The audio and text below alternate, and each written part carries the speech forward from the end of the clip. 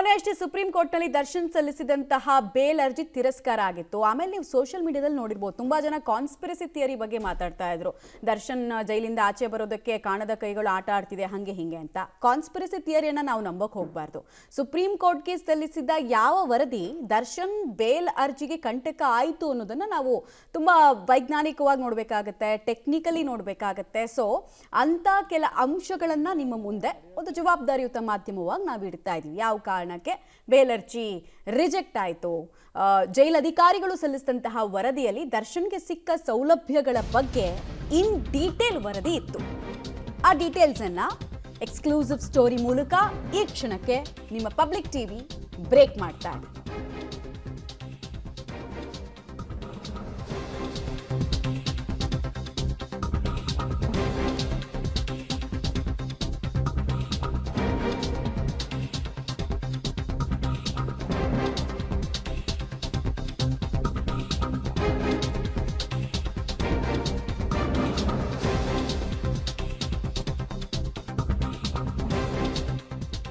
ಜೈಲಲ್ಲಿ ಸದ್ಯಕ್ಕೆ Darshan life style ಹೇಗಿದೆ, ಅಭಿಮಾನಿಗಳಿಗೊಂದು ಆತಂಕ ಇದೆ. ಆ ಆತಂಕಕ್ಕೆ ಕೂಡ ಇದು ಉತ್ತರ ಕೊಡ್ತಾ ಇದೆ. ಊಟದ ಮೆನು, ಸೆಲ್ನ ಒಳಗೆ ಹೇಗಿದೆ ಪರಿಸ್ಥಿತಿ, ಹೊರಗೆ ಹೇಗಿದೆ, ಇಲ್ಲಿ ತನಕ ಯಾರ್ಯಾರು ಎಷ್ಟೆಷ್ಟು ಸಲ ಜೈಲಿಗೆ ಬಂದು ದರ್ಶನ್ರನ್ನ ನೋಡ್ಕೊಂಡು ಹೋಗಿದ್ದಾರೆ. ಪಬ್ಲಿಕ್ ಟಿವಿಯಲ್ಲಿ pin to pin exclusive details ಅನ್ನ ನಾವು ಕೊಡ್ತಾ ಇದ್ದೀವಿ. ಬಿಕಾಸ್ ಜನಮಾನಸದಲ್ಲಿ ಒಂದು ಪ್ರಶ್ನೆ ಇದೆ, ದರ್ಶನ್ ಹೇಳೋದ್ರಲ್ಲಿ ಏನಾದರೂ ಸ್ವಲ್ಪ ಸತ್ಯ ಇರಬಹುದಾ, ಅಂದರೆ ಒಂದು ಸ್ವಲ್ಪ ಸತ್ಯ ಇರಬಹುದಾ ಅನ್ನೋ ಒಂದು ಪ್ರಶ್ನೆ. ಆಮೇಲೆ ಜೈಲಧಿಕಾರಿಗಳು ಸ್ಟ್ರಾಂಗ್ ಆಗಿ ಅಬ್ಜೆಕ್ಷನ್ ಹಾಕೋದಕ್ಕೆ, ದರ್ಶನ್ ಮಾಡಿದ ಎಲ್ಲ ಆರೋಪಕ್ಕೂ ಕೂಡ ಸ್ಟ್ರಾಂಗ್ ಆಗಿ ಅಬ್ಜೆಕ್ಷನ್ ಹಾಕೋದು ಅಲ್ಲದೆ ಅದನ್ನು ಜಡ್ಜ್ಗೆ ಕನ್ವಿನ್ಸ್ ಮಾಡುವಲ್ಲೂ ಕೂಡ ಜೈಲಧಿಕಾರಿಗಳು ಯಶಸ್ವಿಯಾದರು ಸರ್ಕಾರಿ ವಕೀಲರ ಮೂಲಕ. ಅದು ಹೇಗೆ ಅನ್ನೋದರ ಮಾಹಿತಿಯನ್ನು ಕೂಡ ಕೊಡ್ತೀವಿ. ನೆನಪಿರಲಿ, ಇದೆಲ್ಲವೂ ಜಸ್ಟ್ ವರದಿ ಅಲ್ಲ, ಪ್ರಮಾಣ ಪತ್ರ ಇದ್ದಂತಹ ವರದಿ. ಅಂದರೆ ನಾವು ಹೇಳಿದ್ದೆಲ್ಲವೂ ಕೂಡ ಸತ್ಯವಾಗಿದೆ, ಇದನ್ನು ಸಂಬಂಧಪಟ್ಟಂತಹ ಇಲಾಖೆ ಅಧಿಕಾರಿಗಳು ದೃಢೀಕರಿಸಿದ್ದಾರೆ ಅನ್ನೋ ಅಫಿಡವಿಟ್ಟು ಸುಪ್ರೀಂ ಕೋರ್ಟ್ಗೆ ಸಲ್ಲಿಕೆ ಆಗಿತ್ತು. ತುಂಬ ಸ್ಟ್ರಾಂಗ್ ಆಗಿ ಅಫಿಡವಿಟ್ನ ವ್ಯಾಲ್ಯೂ ನಿಮಗೆ ಗೊತ್ತೇ ಇದೆ ಸಮಾಜದಲ್ಲಿ ಏನು ಅಂತ. ಯಾರಾದರೂ ಅಫಿಡವಿಟ್ ಹಾಕ್ತಾರೆ, ಅಫಿಡವಿಟ್ ಸಲ್ಲಿಸ್ತಾರೆ ಅಂತ ಹೇಳಿದ್ರೆ ಅದನ್ನು ಕ್ರಾಸ್ ಚೆಕ್ ಮಾಡೋದ್ರಿಂದ ಹಿಡಿದು ಅಫಿಡವಿಟ್ ಸಲ್ಲಿಸೋ ತನಕ ತುಂಬ ಧೈರ್ಯ ಬೇಕು. ಆಮೇಲೆ ನಾವು ಪ್ರಾಮಾಣಿಕರಾಗಿದ್ದರೆ ಮಾತ್ರ ಸಲ್ಲಿಸೋದಕ್ಕೆ ಸಾಧ್ಯ ಇದೆ. ಕೋರ್ಟ್ ಅದನ್ನು ತನ್ನದೇ ಆದ ಮೂಲಗಳಿಂದ ಕ್ರಾಸ್ ಚೆಕ್ ಮಾಡುತ್ತೆ, ಅದಾದ ಬಳಿಕನೇ ಅಫಿಡವಿಟನ್ನು ಎಕ್ಸೆಪ್ಟ್ ಮಾಡೋದು. ಸೊ ಈ ಜೈಲಧಿಕಾರಿಗಳು ಸಲ್ಲಿಸಿದ ಅಫಿಡವಿಟ್ ಪತ್ರದಲ್ಲಿ ದರ್ಶನ್ಗೆ ಸಿಗ್ತಾ ಇರುವ ಸೌಲಭ್ಯ ಅವರು ಬಯಸಿದ ಸೌಲಭ್ಯ ಅಲ್ಲದೇ ಇರಬಹುದು, ಬಟ್ ಜೈಲಿನ ಮ್ಯಾನ್ಯುಯಲ್ ಪ್ರಕಾರ ಒಬ್ಬ ವಿಚಾರಣಾಧೀನ ಕೈದಿಗೆ ಯಾವ ಸೌಲಭ್ಯಗಳನ್ನು ಕೊಡಬೇಕೋ ಅಂಥ ಸೌಲಭ್ಯಗಳನ್ನು ಕೊಟ್ಟಿರೋದ್ರ ಬಗ್ಗೆ ಮತ್ತು ಕೊಡ್ತಾ ಇರೋದ್ರ ಬಗ್ಗೆ ಜೈಲಧಿಕಾರಿಗಳು ಉಲ್ಲೇಖಿಸಿದ್ದಾರೆ. ಹಾಗಾದರೆ ಏನೇನು ಇದೆ ರಿಪೋರ್ಟ್ನಲ್ಲಿ, ಆ ಡೀಟೇಲ್ಸನ್ನು ನಾವು ಕೊಡ್ತೀವಿ ಈಗ.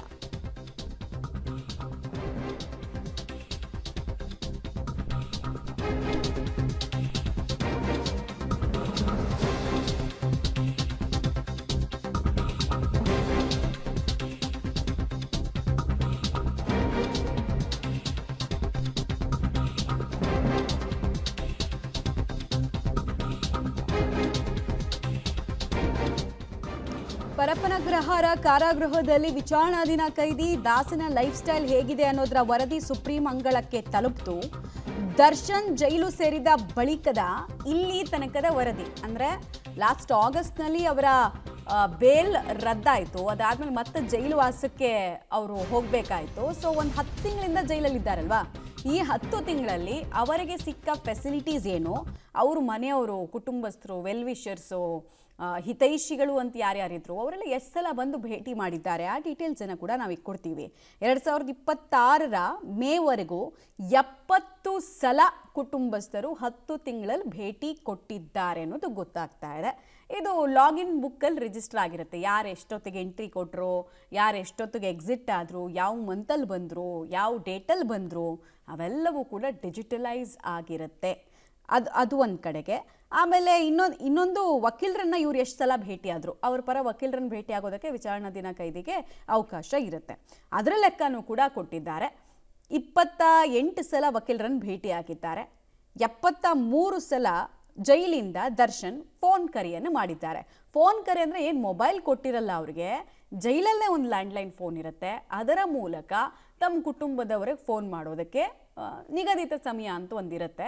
ಆ ಸಮಯದಲ್ಲಿ ಅವಕಾಶ ಇರುತ್ತೆ, ಇಷ್ಟಿಷ್ಟೇ ನಿಮಿಷ ಮಾತಾಡಬೇಕು ಅಂತ. ಸೊ ಅದರ ಅವಕಾಶ ಕೂಡ ಇವ್ರಿಗೆ ಮಾಡಿಕೊಟ್ಟಿದ್ರು ಅಂತ. ಟೋಟಲ್ ಇವರು ದರ್ಶನ್ನು ಲ್ಯಾಂಡ್ಲೈನ್ ಫೋನ್ ಮುಖಾಂತರ 73 ಸಲ ಫ್ಯಾಮಿಲಿಯವ್ರ ಜೊತೆಗೆ ಮಾತಾಡಿದ್ದಾರೆ ಅನ್ನೋದು ತಿಳಿದು ಬರ್ತಾ ಇದೆ. ಮತ್ತು ದರ್ಶನ್ ಬ್ಯಾರಾಕ್ನಲ್ಲಿ ಕಾರ್ಪೆಟ್ ವ್ಯವಸ್ಥೆ ಮಾಡಿಕೊಡ್ಲಾಗಿದೆ, ಕಂಬಳಿ ವ್ಯವಸ್ಥೆ ಕೊಟ್ಟಿದ್ದಾರೆ, ಬೆಡ್ಶೀಟ್ ಕೂಡ ಇತ್ತು. ದರ್ಶನ್ ಹೇಳ್ತಾ ಇದ್ರಲ್ಲ, ತುಂಬ ಒಳಗಡೆ ನನಗೆ ಯಾವುದೇ ಹಾಸಿಗೆ ಇಲ್ಲ, ದಿಂಬಿಲ್ಲ, ನನ್ನ ಕಂಫರ್ಟಬಲ್ ಆಗಿ ನಿದ್ದೆ ಮಾಡೋಕ್ಕಾಗ್ತಿಲ್ಲ ಅಂತ.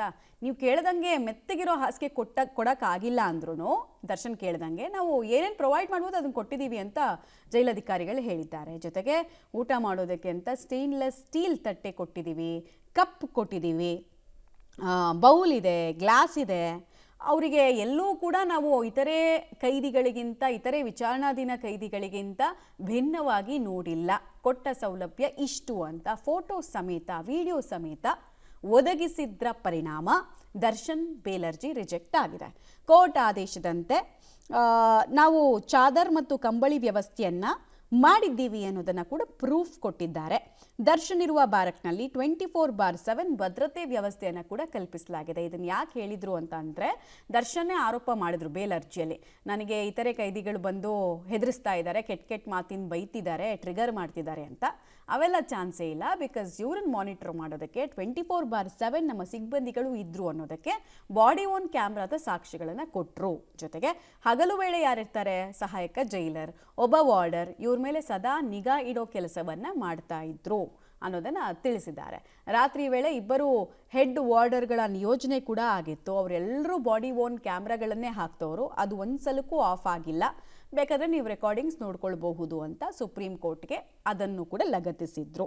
ಇತರೆ ಕೈದಿಗಳು ಕಾರಿಡಾರ್ಗೆ ಬಾರದಂತೆ ಭದ್ರತೆಯನ್ನು ನಾವು ಇಷ್ಟು ಸಿಬ್ಬಂದಿಗಳ ನಿಯೋಜನೆ ಮೂಲಕ ಒದಗಿಸಲಾಗಿದೆ.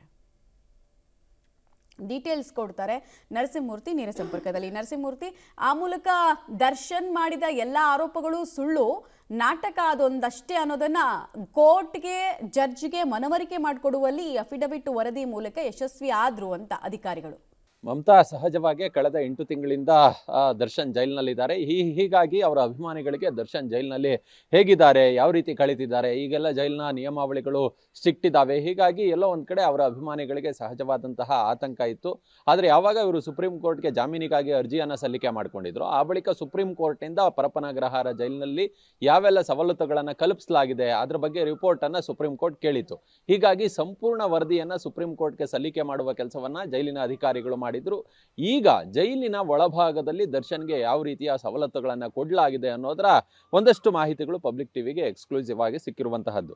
ಮೊದಲಿಗೆ ದರ್ಶನ್ ಈಗಾಗಲೇ ಕಳೆದ ವರ್ಷ ಆಗಸ್ಟ್ನಲ್ಲಿ ಜೈಲು ಸೇರಿರುವಂತಹದ್ದು. ಈಗಾಗಲೇ ಮೇ ತಿಂಗಳು, ಇಲ್ಲಿಯವರೆಗೂ ಸುಮಾರು 10 ತಿಂಗಳಿನಲ್ಲಿ ಅವರು ಏನಿಲ್ಲ ಅಂತ ಹೇಳಿದ್ರು 70 ಬಾರಿ ಕುಟುಂಬಸ್ಥರನ್ನ ಭೇಟಿಯಾಗಿದ್ದಾರೆ, ಸುಮಾರು 28 ಬಾರಿ ವಕೀಲರನ್ನ ಭೇಟಿಯಾಗಿದ್ದಾರೆ. ಅದರ ಜೊತೆಗೆ ಸುಮಾರು 73 ಬಾರಿ ಫೋನ್ ಮೂಲಕ ಸಂಭಾಷಣೆ, ಯಾರು ಬರ್ತಾರಲ್ಲ ಅವ್ರ ಕುಟುಂಬಸ್ಥರು, ಅವ್ರ ಜೊತೆ ಫೋನ್ ಮುಖಾಂತರ ಸಂಭಾಷಣೆಯನ್ನು ನಡೆಸುವ ಕೆಲಸವನ್ನ ಮಾಡಲಾಗಿದೆ. ಅದ್ರ ಜೊತೆಗೆ ಅವ್ರಿಗೆ ಹೈ ಸೆಕ್ಯೂರಿಟಿ ಸೆಲ್ನಲ್ಲಿ ಇಡಲಾಗಿದೆ. ಬೆಳಗ್ಗೆ ಯೋಗಕ್ಕೆ ಅವಕಾಶವನ್ನ ಮಾಡಿಕೊಡಲಾಗಿದೆ. ಅದ್ರ ಜೊತೆಗೆ ಅವ್ರಿಗೆ ವಾಕಿಂಗಿಗೆ ದಿನದಲ್ಲಿ 2 ಬಾರಿ ಅವಕಾಶವನ್ನ ಮಾಡಿಕೊಡಲಾಗಿದೆ.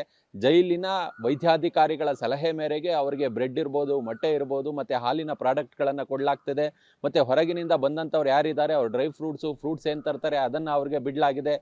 ಕೋರ್ಟ್ನ ನಿರ್ದೇಶನದಂತೆ ಅವ್ರಿಗೆ ಹೆಚ್ಚುವರಿ ಕಂಬಳಿಯನ್ನು ಸಹ ನೀಡಲಾಗಿದೆ. ಅದ್ರ ಜೊತೆಗೆ ಅವ್ರಿಗೆ ಜೈಲಿನಲ್ಲಿ 2 ಹೆಡ್ ವಾರ್ಡರ್ಗಳ ಸಮ್ಮುಖದಲ್ಲಿ ಒಂದು ಹೈ ಸೆಕ್ಯೂರಿಟಿ ಸೆಲ್ನಲ್ಲಿ ಅವ್ರನ್ನ ಇಡಲಾಗಿದೆ. ಅದ್ರ ಜೊತೆಗೆ ಅವ್ರಿಗೆ ಜೈಲಿನಲ್ಲಿ ಟಿವಿಯನ್ನು ಒದಗಿಸಲಾಗಿದೆ, ದಿನಪತ್ರಿಕೆಗಳಿರ್ಬೋದು, ಪುಸ್ತಕಗಳಿರ್ಬೋದು, ಕೇರಂ ಬೋರ್ಡ್ ಇವೆಲ್ಲವನ್ನ ಕೂಡ ಒದಗಿಸಲಾಗಿದೆ. ಆ ಮೂಲಕ ದರ್ಶನ್ಗೆ ಜೈಲಿನಲ್ಲಿ ಯಾವುದೇ ಕೊರತೆಯನ್ನ ಮಾಡಿಲ್ಲ.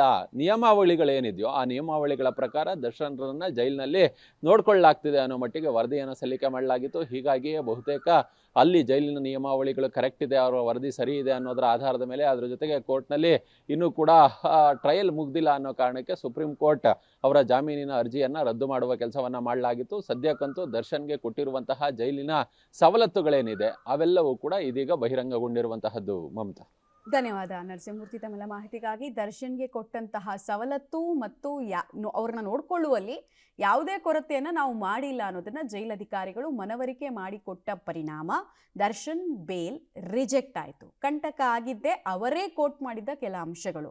ಸೊ ಎಲ್ಲ ಒಂದು ಕಡೆ ಬೇಲ್ ಅರ್ಜಿ ಹಾಕಬೇಕಾದ್ರೆ ಆತುರ ಮಾಡ್ಕೊಂಡ್ರಾ, ದರ್ಶನ್ ಅನ್ನೋ ಪ್ರಶ್ನೆ ಇದೆ. ಯಾಕೆಂದರೆ ಇಷ್ಟೂ ವಿಚಾರಗಳು ಬಯಲಾಗೋದಕ್ಕೇನು ಹೆಚ್ಚು ಸಮಯ ಬೇಕಾಗಲ್ಲ. ಒಂದು ವೇಳೆ ಅಫಿಡವಿಟ್ ಸಲ್ಲಿಸಿದ್ರೆ ಅನ್ನೋದು ದರ್ಶನ್ ಪರ ವಕೀಲರಿಗೆ ಗೊತ್ತಿರಲಿಲ್ವಾ? ದರ್ಶನ್ರನ್ನೇ ತಪ್ಪು ದಾರಿಗೆ ಎಳೆಯಲಾಯ್ತಾ, ಅಂದರೆ ಅವ್ರನ್ನ ದಾರಿ ತಪ್ಪಿಸ್ಲಾಯ್ತಾ, ಹಿಂಗೊಂದು ಬೇಸಿಸ್ ಮೇಲೆ ಹೋದರೆ ಬೇಲ್ ಸಿಗುತ್ತೆ ಅಂತ ಏನಾದರೂ ಅಂದ್ಕೊಂಡ್ರಾ?